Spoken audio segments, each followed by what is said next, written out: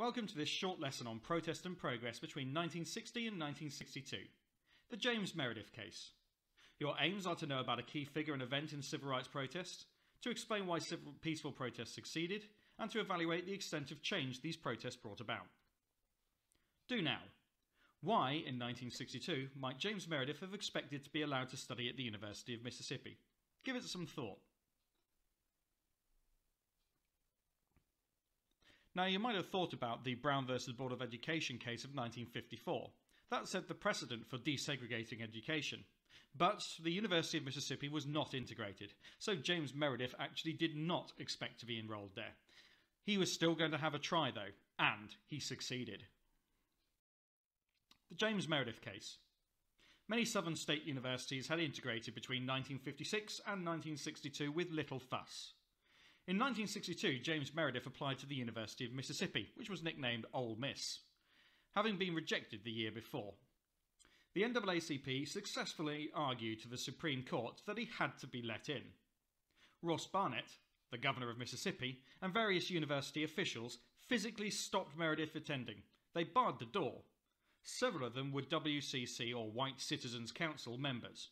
Remember, the WCC was an often violent and intimidating racist organisation. Your first task then, to summarise the event under these headings. What, when, where, who and why. This should be a pretty brief task. Then, what influence might the Brown decision of 1954 have on this situation? And lastly, how might the government react to the situation? Complete those tasks now, so pause the video now.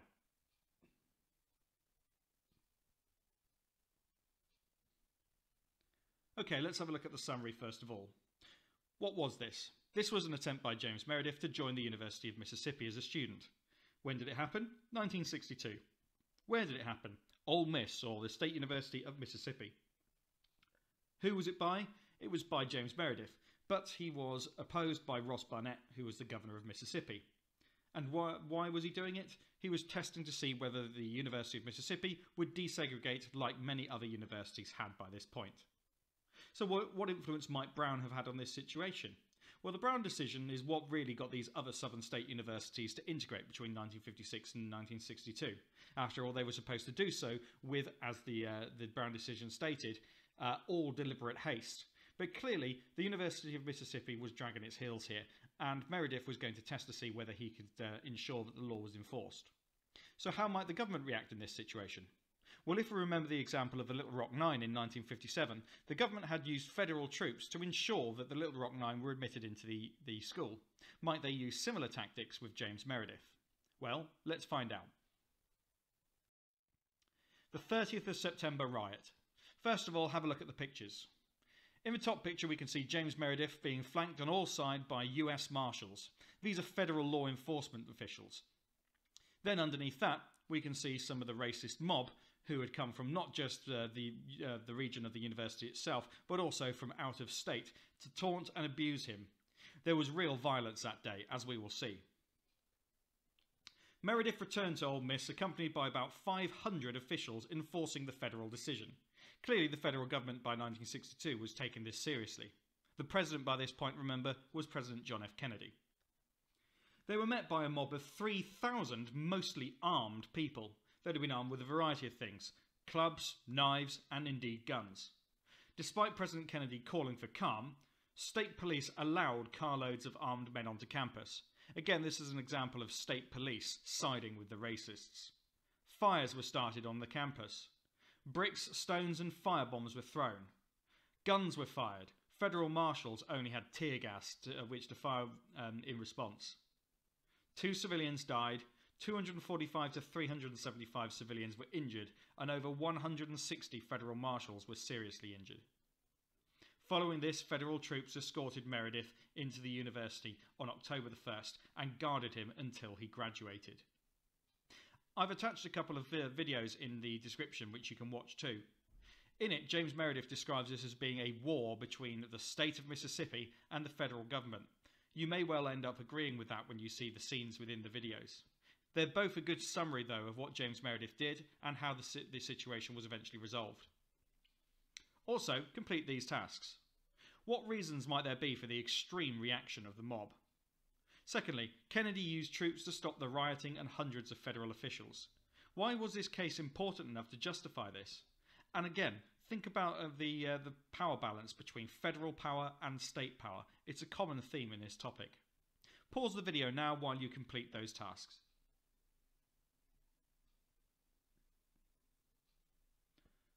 So why were the mob reacting in such an extreme way? Well, first of all, bear in mind that the police were basically enabling this and allowing it, and they were determined to prevent James Meredith joining one of the few remaining universities that was still segregated. These were extreme actions, yes, but they were fairly typical of the racist reactions of the time, especially in one of the deep south states like Mississippi. So Kennedy used hundreds of troops and officials to try and enforce this, but why? Well, remember, Eisenhower had suffered from accusations of inaction over civil rights. But not only that, when he had tried to defuse the situation with Orville Forbes in 1957 with the Little Rock Nine, the initial actions had not been sufficient. And so he had to go in pretty heavily with the troops after that point. Similarly, the year before, in 1961, federal officials had been used to protect the Freedom Riders. Again, an assertion of federal power over state authority. And here, Kennedy was not going to back down again. Federal power did not want to be challenged by people arguing for states' rights. And so sending in these officials was not just to protect James Meredith, it was also to make that point. Here's an example of some source work that you could do to follow this up. This is a typical question that you might find in paper 3. I'm not going to go through the sample answer today, but you could always have a go at this question by way of practice. How useful are sources F and H for an inquiry into opposition to desegregation? Explain your answer using the sources and your knowledge of the historical context. Remember, when discussing the usefulness of sources, you need to bear in mind how relevant they are, but also how reliable or believable they are. So consider things like the author, the purpose behind why the source was created, and any other important features like the date and what it actually shows. The issue at hand here is opposition to desegregation. So you're looking for evidence in these sources of opposition to desegregation. Let's have a look at the sources one by one. Firstly, source H. This is a photograph showing federal US Marshals driving into Oxford, Mississippi on the 30th of September 1962. That's the university campus in the background. Their arrival stopped the rioting that prevented James Meredith from enrolling at the University of Mississippi, and they were joined by troops later. So, have a look at what's going on. That's a pretty impressive show of force, isn't it, for a group of US Marshals who were later going to be added by soldiers. And those are indeed military trucks. You might be able to see US Army written on the tailgates of them. So what has this got to do with opposition to desegregation? Well, on its own, you can't see anything to do with the opposition to desegregation. So you're going to have to infer from this.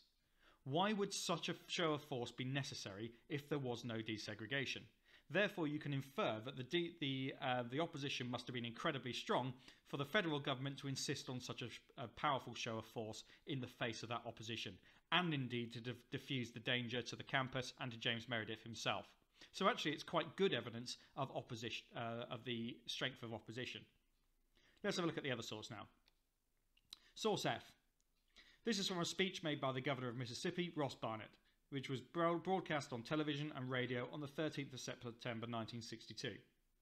After all, this is a very public address, so we can expect the tone might be quite moderate or quite polite.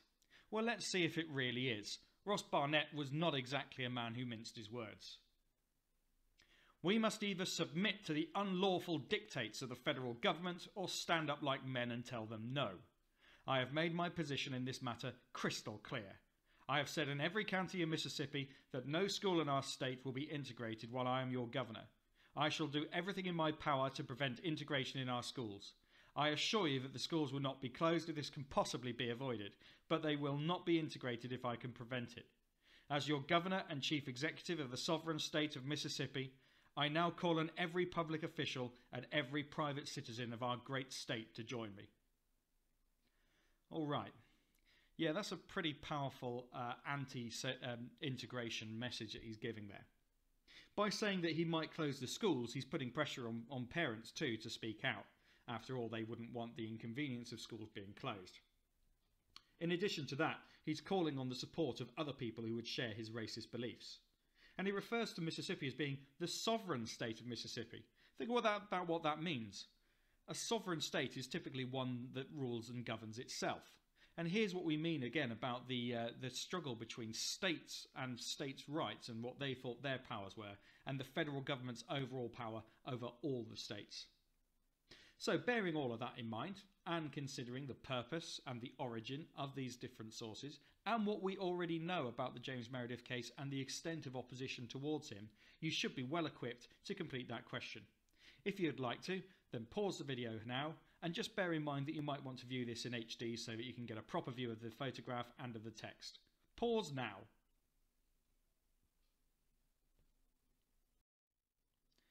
So finally, James Meredith now. That's a more recent photograph of him.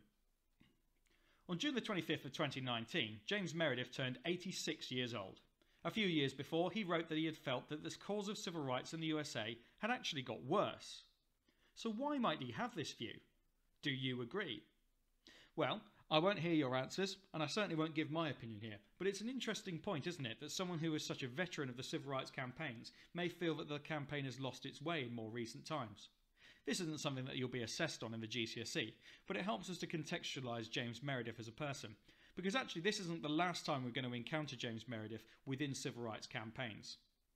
If you want, you can read the Independent article in which he puts this idea forward. I've put a link in the description. But other than that, I'll say thank you very much for watching this short lesson.